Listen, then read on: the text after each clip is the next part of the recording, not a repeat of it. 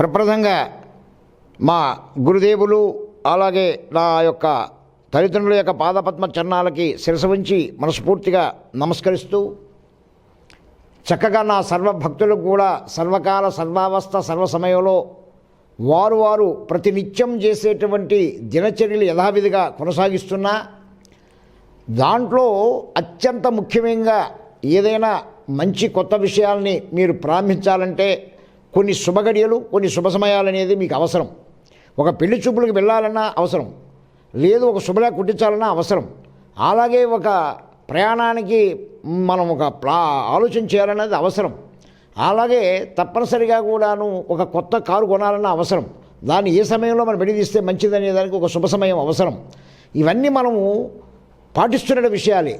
అంటే దాంట్లో విశేషంగా మీరు ప్రత్యేకంగా మీ పని ఉన్నప్పుడు మీరు మళ్ళీ పోయి ఒక గురువుగారిని అడిగి తెలుసుకోకుండా మీ అంతటి మీ ఇంట్లోనే మీరే స్వయంగా డాక్టర్ జంజాల శాస్త్రి అంటే యూట్యూబ్ ఛానల్ కానీ లింక్ చేసుకుని చూశారన్నా చక్కగా ఈ వచ్చేటువంటి సుమన్ టీవీ వారు దాన్ని చూసినా కూడాను మీకు సర్వ విషయాలు కూడా తెలియజేస్తాను.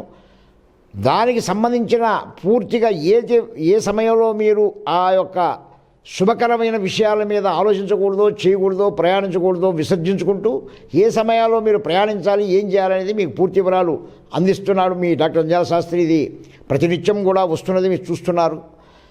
ఈరోజు అనగా 16వ తారీఖు 2020 సంవత్సరం శుక్రవారం అమావాస్య. దీని అధిక ఆశ్వీజ అమావాస్య అంటారు. నా బ్రహ్మత్వమున ప్రకాశం జిల్లా జరుమల మండలం నరసింహుల క్షేత్రంలో వేంచేసి ఉన్నటువంటి అగస్త్య మహాముని ప్రతిష్టాపితమైన శ్రీ లింగరూప శనేశ్వర భగవానుడికి ప్రత్యేకంగా కూడాను గురుమంగళ పూజ జరుగుతుంది. మీరు ఎప్పుడు కూడా ఇది చూచుండరు అని నేను ఆలోచిస్తున్నాను. మీరు అందరూ చూడాలని సత్సంకల్పంతో చేస్తున్నాను అన్నమాట. సహజ సిద్ధంగా అమావాస్య అంటే అందరూ కూడాను కొంచెం ఆలోచిస్తారు. ఆ అమావాస్య శని భగవానుడికి చాలా ప్రీతికరమైంది.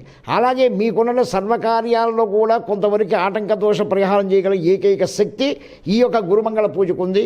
ఇది ప్రత్యేకంగా కూడా స్వామివారంటే తిలతైలాభిషేకాలు చేస్తారు, మీకు తెలుసు, మీరు చేస్తూ ఉంటారు. కానీ ఈరోజు ప్రత్యేకంగా అష్టగంధకాభిషేకం, అలాగే హరిద్ర చూర్ణ త్రియంబక చందనాది సహితాభిషేకం, అలాగే జంబూపల రసాభిషేకం, అలాగే సెమీపత్ర రసాభిషేకం, ఇలాంటి మహత్రాభిషేకాలు చేస్తారు. చక్కగా కూడాను ఈరోజు ఉదయం 8:30 నుంచి ఈ శుక్రవారం రోజు అధిక అమావాస్య సందర్భంగా చేస్తారు. ప్రతి అమావాస్యకు కూడా స్వామివారు చేస్తారు. కానీ ఇది అధిక అమావాస్య కానీ సర్వభక్తులు కూడా ఉచితంగా మీరు చూడాలనే సత్సంకల్పంతో మీ అందరూ కూడా బాగుండాలనేటువంటి ఆ భగవంతుడు నాకు ఇచ్చినటువంటి నాలో నా ప్రేరేపణ మీ ముందు దిగొచ్చి మీకు ఇస్తున్నాను. దీన్ని చక్కగా మీరు ఆస్వాదించి చూసి మనస్ఫూర్తిగా నమస్కరించుకోండి. ఆ శనేశ్వరుడి అనుగ్రహం అవుతుంది. ఈరోజు ఎటువంటి శుభతిథులు లేవు కనుక దీన్ని వర్జిస్తున్నాం. ఈరోజు ఏ కార్యాన్ని కూడాను మీరు పెట్టుకోవాల్సిన అవసరం లేదు, అంతా దైవ కార్యం మీద పెట్టుకోండి. చాలామంది అమావాస్య రోజు మనం పని చేయకూడదు అని అంటే దాని అర్థం ఏంటంటే అది దైవమాస రోజులాగా భావించాలి. సూర్యచంద్రులు కలుస్తారు నాన్న, వేరే భావం చేయవాకండి. ఆ భగవత్ రూపంలో ఒకరోజు దాన్ని కేటాయిస్తాం. దానికి ఒక ఉదాహరణ తీసుకొని ఒక ఆదివారం రోజు మనం ఎందుకు విశ్రాంతి తీసుకోవాలని ప్రయత్నిస్తాం, ప్రతి ఆఫీసు సెలవిస్తాం, మన ఇంట్లో కూర్చుంటాం, మన పిల్లలతో కొంచెంసేపు ముచ్చటగా మాట్లాడుకుంటాం, ఇవన్నీ జరుగుతున్నాయి కదా. అలాగే భగవత్ సేవకు కూడా ఒక్కొక్క 15 రోజులకు ఒక తరవ అద్భుతంగా వస్తుంది. ఇది ఈ అమావాస్య రోజు భగవత్ సేవ చేద్దాం కాబట్టి వేరే సంకల్పం పెట్టుకోకూడదు ఉద్దేశంతో మహనీయులు చెప్పే తప్ప అమావాస్య పొరపాటు, అమావాస్య వల్ల చేస్తే దరిద్రం, ఇవన్నీ ఆలోచించవాకండి. అర్థం చేసుకునే ప్రయత్నిస్తారని నేను విశ్వసిస్తున్నా. దాని భావం చాలా ఉంది, ఇంకో తరం మరి చెప్తాను.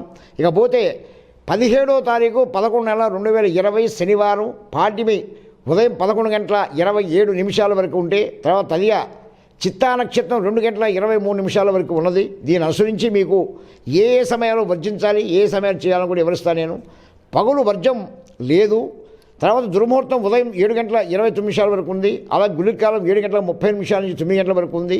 రావుకాలం అలాగే 7:30 నుంచి 9 వరకు కూడాను ఉన్నది.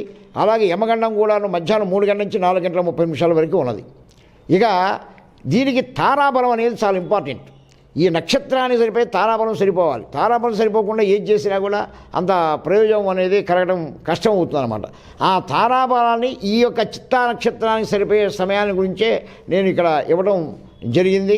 ఈ చిత్తా నక్షత్రం ఈరోజు కూడా పెద్దగా మనం చెప్పుకునేంత మంచి సమయాలు కష్టమవుతున్నాయి.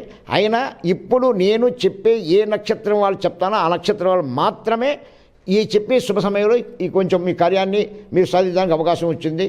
చక్కగా కూడా భరణి, పుబ్బ, పూర్వాషాఢ, రోహిణి, అస్త, శ్రవణం, మృగశిర, చిత్త, ధనిష్ట, ఆరుద్ర, స్వాతి, శతభిషం, పునర్సు, విశాఖ, పూర్వభాద్ర, అలాగే ఆశ్లేష, జ్యేష్ఠ, రేవతి ఈ నక్షత్రం వాళ్ళు మీరు చేయాల్సిన శుభోదయం ఉదయం 11 గంటల 50 నిమిషాల నుంచి 12 గంటల 50 నిమిషాలు సంపూర్ణంగా ఉంది.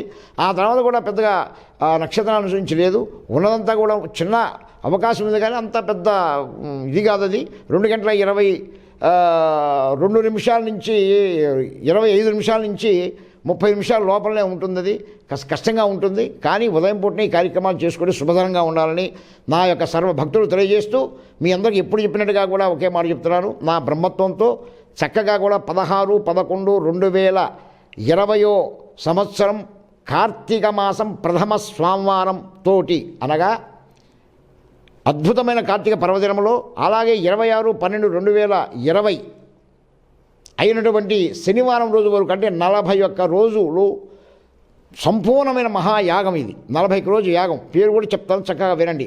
అష్టాదళ పద్మబింబ సర్వస్వరూప గంధర్వ ప్రణిత అశుతోష అఖిల మహిమాన్విత సత్యబోధ తీర్థ విక్రాంతేశ్వర ప్రణవ మహాయాగం దీని పేరు.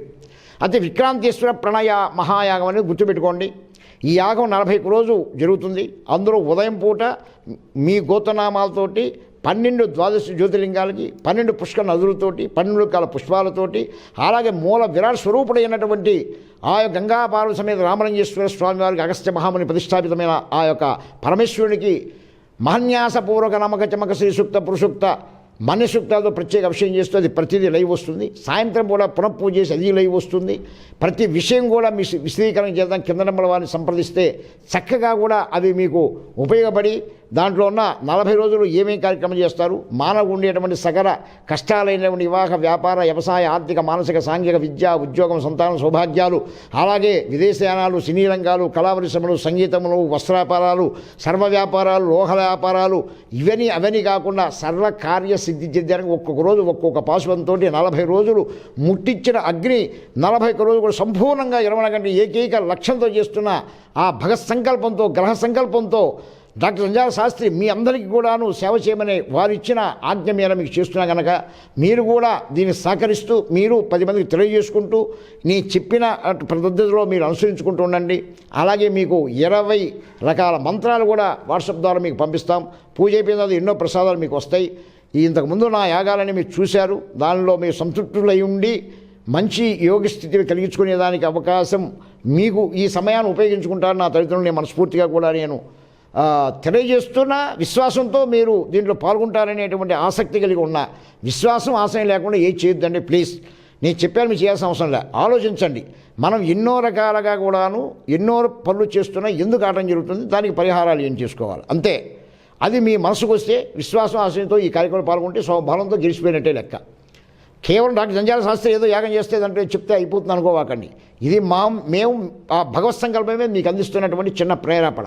ఆ ప్రేరేపణలో మీరు కూడా ఒక అవకాశాన్ని తీసుకొని చేస్తారని విశ్వసిస్తూ అలాగే కూడా తల్లిదండ్రులారా పిల్లల సంస్కారంతో పెంచండి. ఈ దేశం అభ్యున్నతి రాబోయే రోజుల్లో సర్వకాల సర్వావస్థల్లో కూడా మహత్తరమైన కీర్తి ప్రతిష్టలు ఇవ్వాలంటే భావి పౌరులైనటువంటి నా పిల్లలే విద్యార్థులే గొప్ప అద్భుతమైన శక్తిని ఇస్తారు. వాళ్ళకి ఆ శక్తి రావాలంటే మనం వీళ్ళని సంస్కారం పెంచాలండి. అలాగే తల్లిదండ్రులని ఓ చిన్నారులారా మీరు కూడా మాతృదేవోభవ పితృదేవో నమస్కారం చేయండి. మూఢనమ్మకాల జోలికి వెళ్ళవాకండి. కానీ శాస్త్రాన్ని అపహాస్యం చేయవాకండి. నమ్మకపోవడం మీ మీద వదిలేసుకోండి. దాని తప్పు లేదా, ఎవరి అభిప్రాయం వాళ్ళకు ఉంటుంది. జ్యోతిష్యం తెలుసుకుంటేనే గొప్పవాళ్ళు లేకపోతే లేదనుకోవాకండి. ఎన్నో రకాలైనటువంటి మానవ సేవే మాధవ సేవ అని ఎన్నో చేస్తున్నటువంటి మహనీయులు ఉంటారు. వాళ్ళందరికీ నా అభివందనం. అలాగే ఎప్పుడు కూడా గుర్తుపెట్టుకోండి, కృషితో నాస్తి దుర్భిక్షం. పని చేయకుండా కేవలం యజ్ఞ యాగాలు చేయగానే మీకు ఫలితాలు వస్తాయని అనుకోవాకండి. కానీ కృషి చేసినంత మాత్రం కూడా ఫలితం వస్తుందని కూడా అనుకోవాకండి. రెండు నేనే చెప్తున్నాను మీకు. కృషి లేకుండా పని కాదు, చేసినా కూడా పని కాదు. అది గుర్తుపెట్టుకోవాలి. మీరు అది చేస్తున్నారు. మీరు చేయని వాళ్ళు ఎవరు ఉండరండి. దేశంలో ప్రతి వాళ్ళు కూడాను వారి కష్టం ఉంటానే ఉంటుందండి. ఎవరు తోచిన కట్టే వాళ్ళు చేస్తారు. అందుకే ఏ చెట్టుకు గాలి తలిపే గాలి అది వీస్తుందని మన పెద్దవాళ్ళు చెప్పిన మాట. కానీ ఆ చేసే కష్టాల్లో చేసే వృత్తిలో చేసే పనుల్లో ఎన్నో రకాల సమస్యలు ఎందుకు ఎదురవుతున్నాయో మీరు ఆలోచించండి. ఒక్క నిమిషం ఆలోచించండి. మీ డాక్టర్ నిజాలు చెప్పే మాట ఒక కథ ఆలోచించండి. మీకు మనసు కరెక్ట్గా వస్తే 10 మందికి తెలియజేయండి. లేదు అని చెప్పిన దాంట్లో మీకు భావం సరిలేదనిపించుకోండి, మీకు కూడా మంచిగా ఉండాలని మనస్ఫూర్తిగా నేను ఆస్వాదిస్తాను. దానికి రెండో ఆలోచన లేదు. మీరు ఎట్లా ఆలోచించే పర్వాలే. కనుక ఇటువంటి మహత్తరమైన యాగ యజ్ఞాదుల్లో మీరు పాల్గొంటారని, లగ్నాలు చూసుకోవడానికి ప్రయత్నిస్తారని, ఇంకా దానికి సంబంధించిన గృహవాస్తు దోషాలు చూసుకోవడానికి కూడా ప్రయత్నిస్తే మీరు సుఖ సౌఖ్య భోగ భాగ్య ఐశ్వర్యంతో తలుపుగాలని మనసా వాచా కర్మ మిమ్మల్ని ఆస్వాదిస్తూ, నా పెద్దలందరూ కూడా నాకు కూడాను ఈ ఇటువంటి మహత్తరమైనటువంటి యాగ యజ్ఞాధికతులు చేసేటువంటి సత్సంకల్పం ఆ భగవంతుడు గ్రహదేవత అనుగ్రహం నాకు రావాలని మీ ఆశీర్వచనం కూడా ఇవ్వాలి. మీ పాదపద్మ చరణాలకు నమస్కరిస్తూ పిల్లలకు ఆయుష్మాన్ భవాన్ తెలియజేస్తున్న నమస్కారం. సెలవు.